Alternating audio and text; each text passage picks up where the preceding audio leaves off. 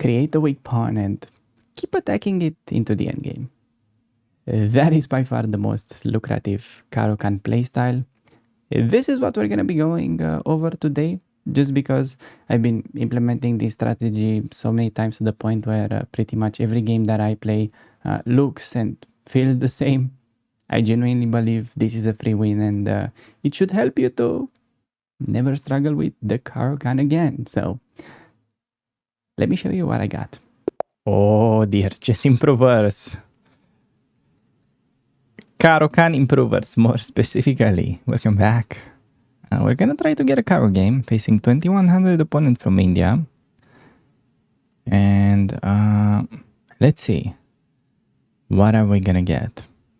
Are we gonna get advanced variation? I have some interesting ideas in the advanced, but for now, we're just gonna have to squeeze down the exchange variation with the minority attack. Pretty much, looks to be. So,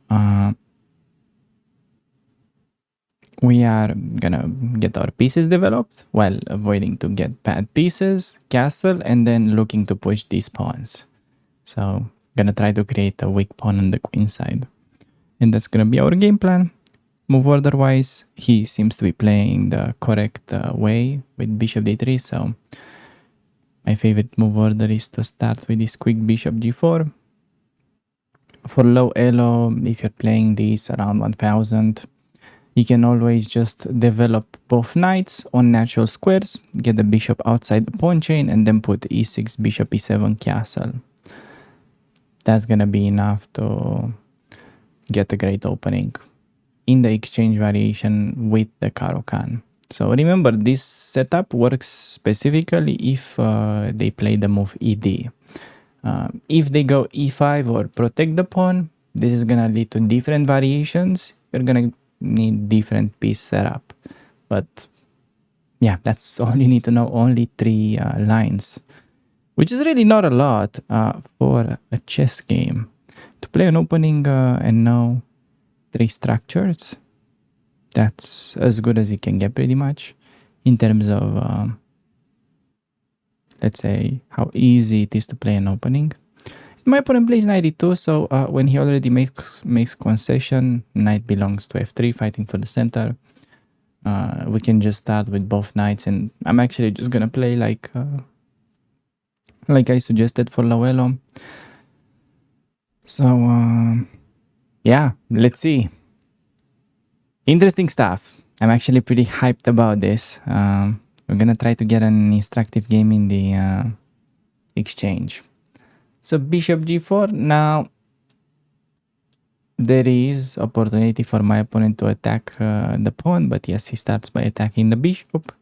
I will have to slide it back and go to g6. Okay, so now important, I'll play e6. Remember, only do e6 if it's not restricting your bishop. That is the most common beginner mistake that I see. So make sure your bishop is outside the pawn chain, and then it's safe to go e6 and castle short. Okay, because my opponent made this weakening f3 short castle knight e2 combo, this diagonal is somewhat vulnerable. So the best play would actually be to just play bishop d6, queen c7 with pressure. Do I want to go for the best play, or do I want to play thematic game? I'm gonna start with offering a bishop trade. Probably he's gonna be afraid to take, because that would activate the rook. So knight f4, pretty much predicted. And let's do the trade. I'm gonna trade myself, and I'm gonna still head for a simple play. Ideally. Hopefully he's not gonna do some crazy g4. It shouldn't be great for him. So yeah, getting castled, and this is the starting position of the game, pretty much. And for most games, you just wanna go rook b8, b5, b4. Knock at the door of his pawn, take, and then create a weak pawn. That is the game plan in exchange variation. Now, specifically against this knight b3, I gotta be a little bit careful with pushing b5 because it weakens weak square. So, potentially, this idea can be annoying. Therefore, I'm considering knight d7 before pushing b5. Also expecting some sort of a4 from my opponent, stopping b5 right away.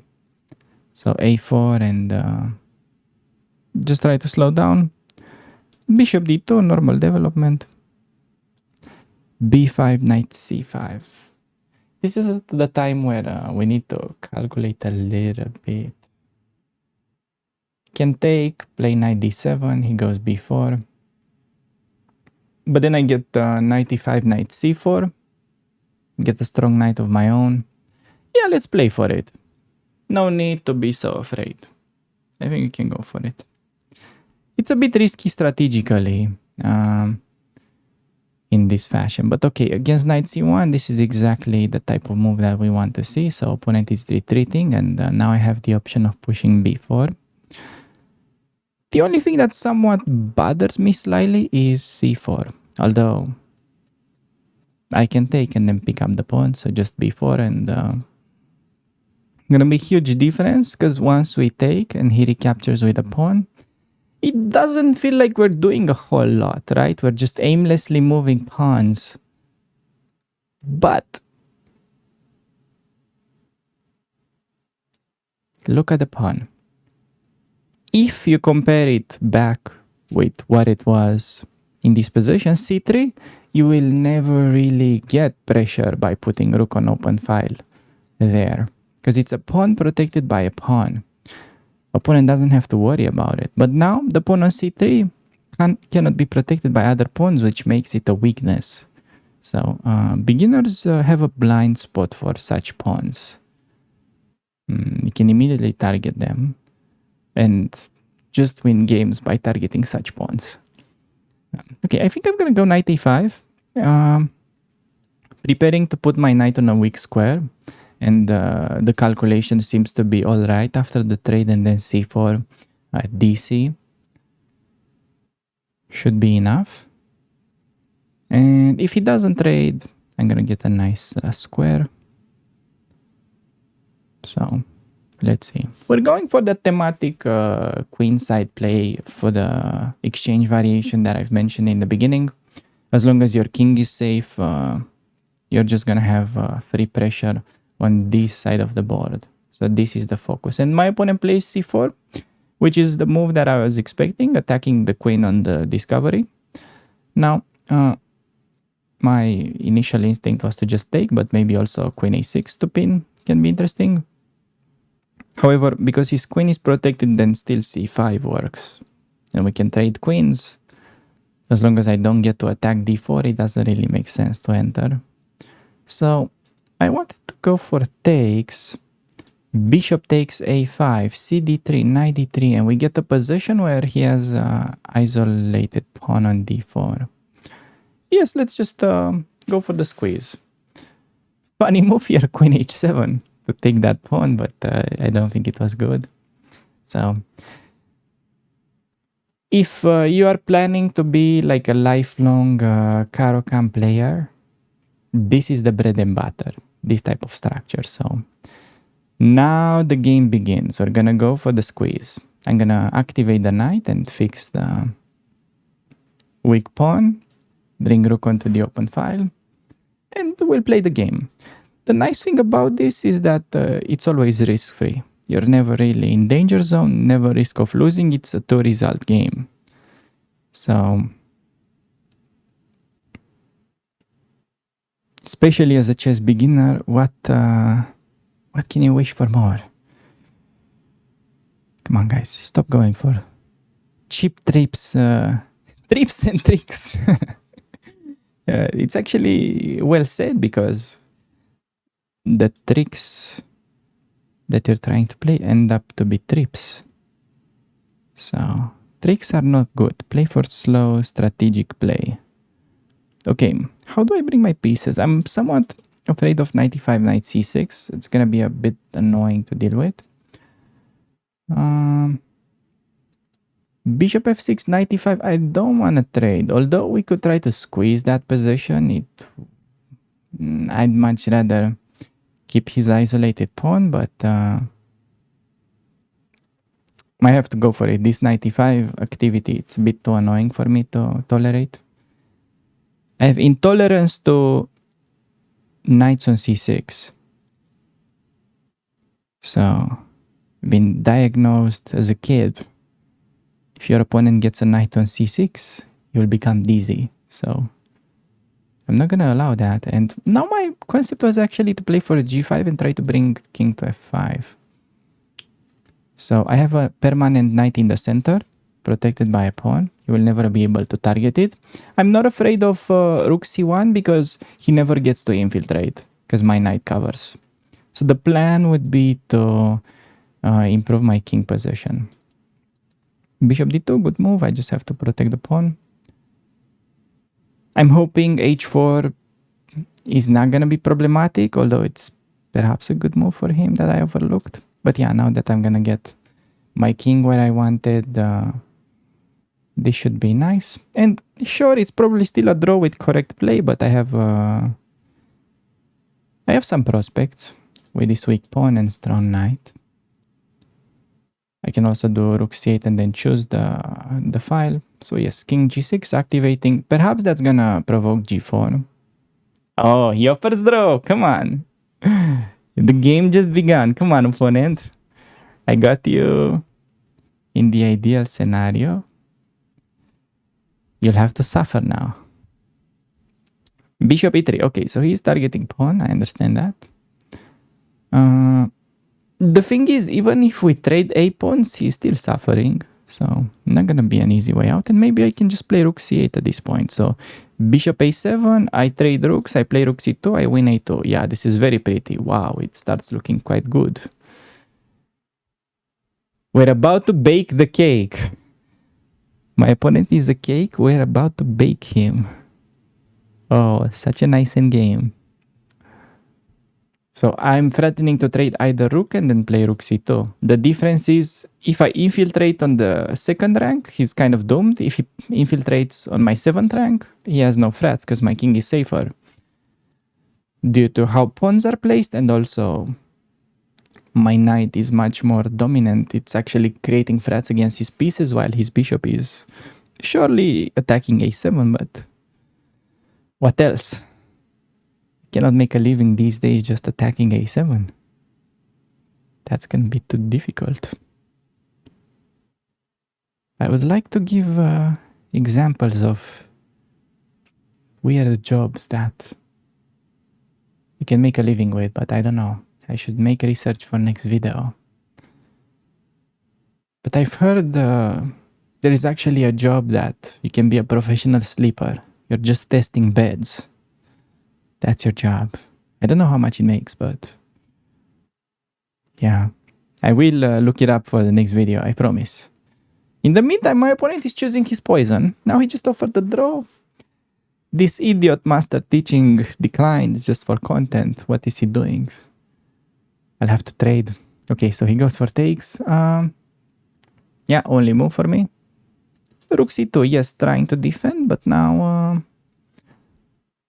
interesting defense. I have possibility to take and play rook b5, but I think we just try to play a3 and then rook b2. Or at least keep a pawns for a while and maneuver. Yes, this is how I will play it. a5, and he has to watch out for king f5 as well. I don't get the immediate infiltration, so it's not gonna be simple yet. But still, it's such a nice position. I'd be very happy if we manage to squeeze this symmetrical pawn structure, just slightly better knight than bishop. Then bishop c5. Now, this could potentially be trouble for him if I get a good pin. He could lose instantly. This move is meant to stop my idea of pushing the pawn, but if I just go here, he has to play rook c1. But then knight f4, and did he just lost? No, I have knight b4 and I think he lost. Yes, so rook c8. Now see, he immediately crumbles just because of how unpleasant the position is. I think he'll try to play a rook on a square where the bishop can protect, but probably not gonna be enough. I would be very shocked if this is not lost immediately. Now knight b4 with knight d3 idea was the plan. Or knight b4 with knight a2. Could also go there. Knight f4. He's gonna try king e3. I can choose winning the g2 pawn or the a2 pawn. Yeah, I think a2 we have to win. Because then we just go back and choose again. He cannot do bishop e3 because I just trade and I win the bishop. I can also do check first.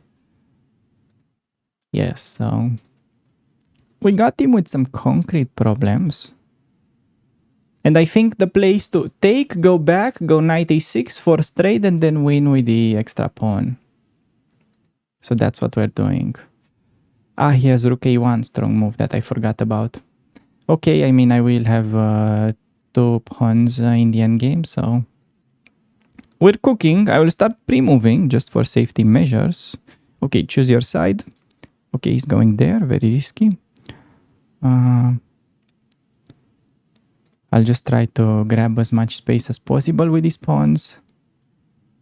And I should be able to win this. How to do it? h4. Can't be bad. I'm so nervous. We're about to win it. The job was done. Just time to put the final pieces together.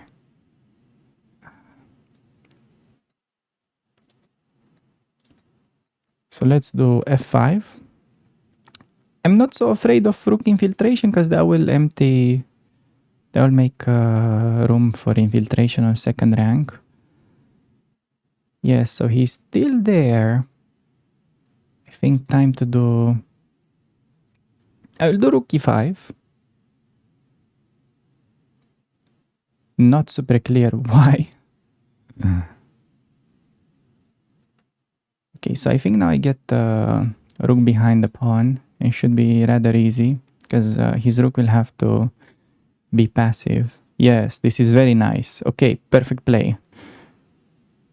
a3 and then rook back. So he has no time to move the rook, and if he trades, then I have easy endgame. King and pawn, yes. And now I just bring my king to his pawns. Nice. Okay. It was critical to get rook behind the pawn in a good version. I got ideal position.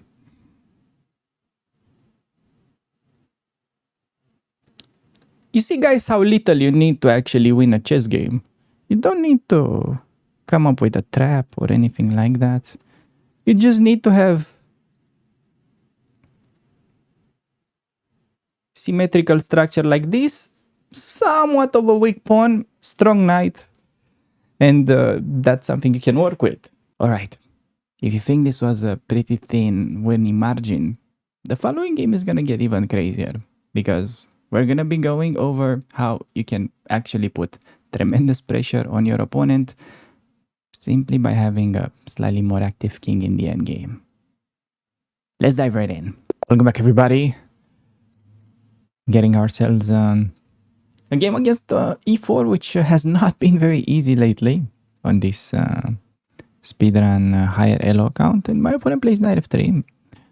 We're going to be going for the Caro-Kann, and I was hoping to see an advance because I've got some ideas against the advance in the bag. But whenever you prepare something, they stop playing it genuinely. I think I have 10 hours of online chess since I've prepared those ideas. I was never able to get them, to the point where I will forget them pretty soon. So, okay. Exchange variation, we're just going to give it the easy treatment. Knights on natural square, bishop outside the pawn chain, one of those squares, preferably g4, and then e6, bishop e7, castle. And the game plan will be to push these queenside pawns, the minority attack, create a weak pawn, and yeah, just try to win with simple chess. Because that's what we do. That's what we like. That's what you guys like. Do you like simple chess?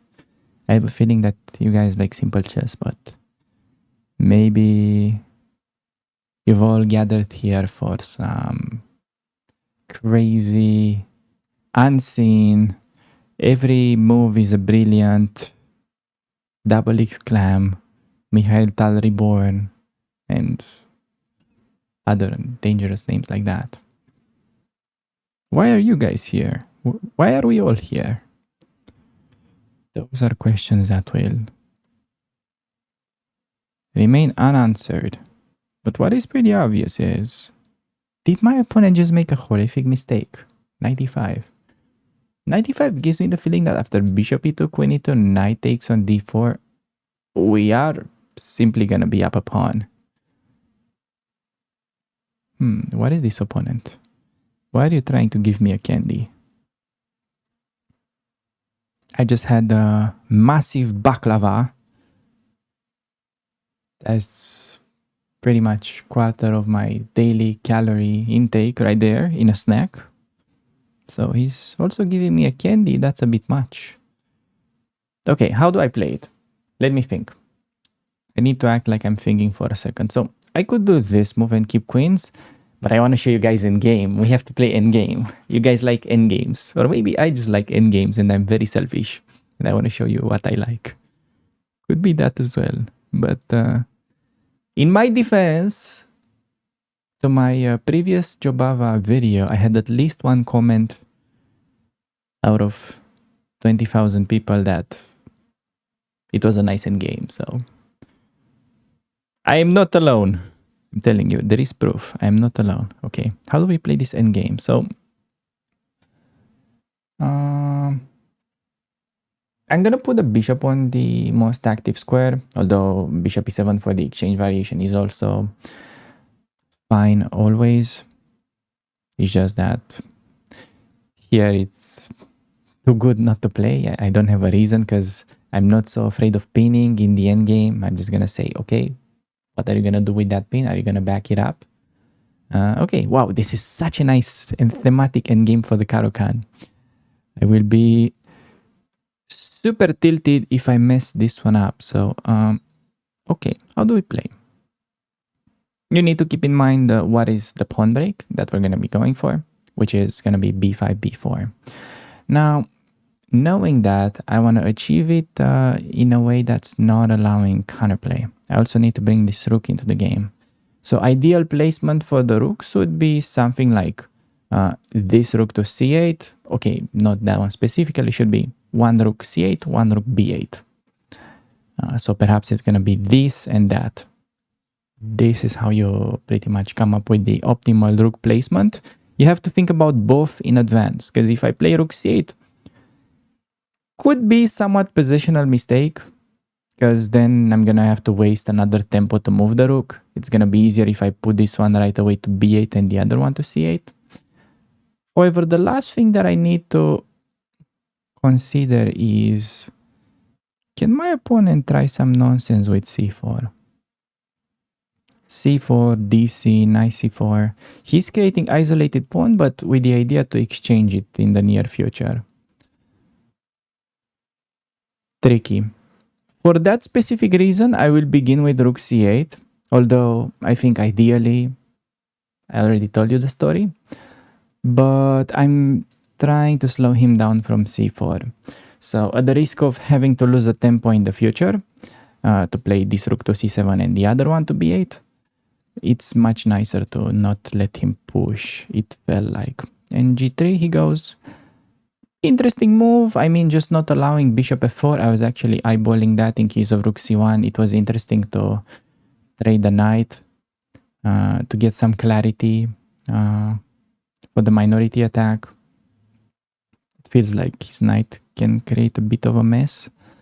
Here, if I start pushing, some squares can become weak. Now on g3, there is always the h5, h4 idea to trade the isolated pawn. h5, h4 is probably gonna be the automatic answer. Then g3 is a bit soft. Then we could go for f5, f4. Trade the double pawn. I would like to make it a queenside play, but now after g3 we have to play according to the position. We have to go for the hook. I'm gonna do h5 first. Very likely to see h4, stopping me from exchanging the double pawn. And okay, yes, he goes rook c1. See, like I mentioned, he did that specifically so I don't get the trade. Interesting idea. Now, he really wants to do c4, and I need to be careful because there is a trick. Like, let's say if I don't do anything, I do a6. He goes c4, and after takes, my bishop is attacked. And if I go for bishop e7, you can try to pause the video because white has a winning move that we should be very aware of, which is knight to d6 check discovery, and then I lose the rook. This happens because my rook is unprotected. So I see that. Do I just go b5, stopping c4? What if he tries to double down? He plays b3.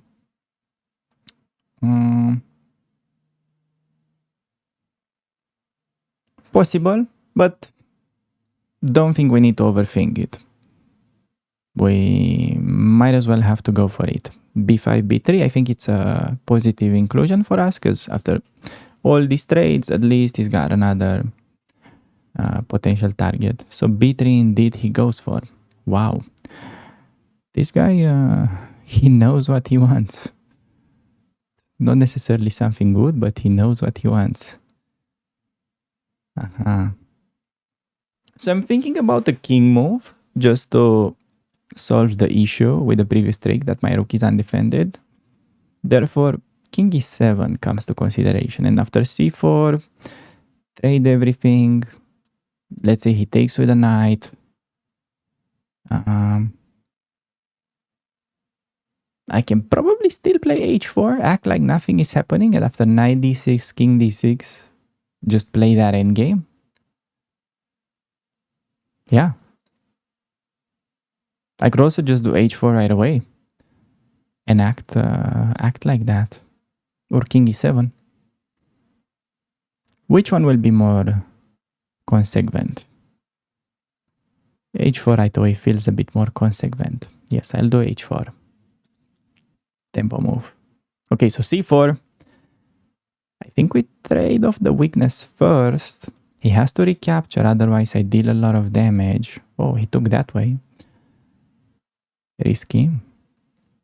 And I think I'm just gonna stick with the very standard play of trading both. DC, BC, B4 could sometimes be an idea to get an outside passer, but don't think we can go for it here. There's also bishop a3 to consider a little bit. After rook c2, there is trade. Maybe such move can be annoying for him, but I don't really see what it does. So I'm just gonna stick with the trade. And the plan was to go for the capture, but maybe I have bishop b4. How is this? Bishop b4. If cd, rook c1, bishop d2, he has rook c8 check, so it doesn't work. Yeah, this would have been great resource, which was of course working if I played king e7 instead of h4. Yeah, this was a mistake on my end. I think I should have gone for that. Now, because of the trades, looks like my opponent will get dangerously close to a draw. But we will still try to play on. We see a rook trade. I will do king d7. Preparing to recapture, expecting him to double up. And it's going to be an interesting endgame where my, if we trade both rooks, the bishop will be outpowering the knight because it can put pressure on both flanks. And knight e4, I was expecting this move. Now, I can do bishop e7 or I can do f5. f5 is also a good move. I feel like I should be slightly better in the rook endgame as well because I have more active king and more active rook because I'm already occupying open file. So, ready to take. Knight c5 I will take and sidestep. Probably gonna scoop up that pawn easily. And yes, there we go. I have rook c2 incoming, so he did that, but now simply king d5. Feels like king d5 and we should pick up the pawn easily. Maybe now king e4, yes, king e4. shouldering the king, and then rook c4. He doesn't have rook e2 because I pick up and we're winning a pawn. h4 should be too slow of a counterplay because then the pawn will become weak. Rook d8, h5, rook h8 is the play. Has to be. So this and that. Otherwise, I take h5 and I'm in time with king e5 and I'm catching the pawn. Getting quite tricky here with the conversion, but logical outcome is to work. So I'm pretty confident, but of course, computer probably still holds this. He does go for the check. I cannot take immediately, but I can go in with the king. So I was sort of keeping an eye on this idea. And h5, same thing, rook h8. I'm not rushing with taking. Sorry guys, I'm just getting a quick call. And I will be in trouble if I don't at least send a text to that. How do you decline phone calls on iPhone? I never understood that. Okay. 30 seconds. How on earth are we supposed to convert with this little time? I can take. I'm in the square. Please trade. Yes, trade. You're lost. Nice. He didn't realize I was in the square. What the? What? Bro! It was obvious I'm in the square. I don't use square rule when I calculate, but it was obvious I'm catching the pawn. Anyways, I think we were doing the right thing there with the rook endgame. I'm just gonna do a little bit of analysis while someone is waiting for me outside. But this was a very nice endgame. Thanks everybody for making it all the way this far into the video. Now, before I let you go, there's two things I'd like to mention. So, in case you were waiting for a discount on my Chessable course, the one of the best Caro-Kann courses out there, let's say. I don't want to go too cocky on that. You do have a pretty nice discount here for like a few more days. And thanks for getting it and supporting me. It genuinely makes me available to keep these videos coming. And you guys are the best. You're also pretty good looking. It's well known that you're as good looking as the YouTubers that you like to watch. It's pretty obvious that's how it works. Now, for those of you that are new with the Caro-Kann opening, today we've been going over only the capture move. So, you also need to be prepared in case they push or in case they go knight c3. But luckily for you, I've got a video dealing with all these moves in depth, which you can find by clicking here. I'll see you there.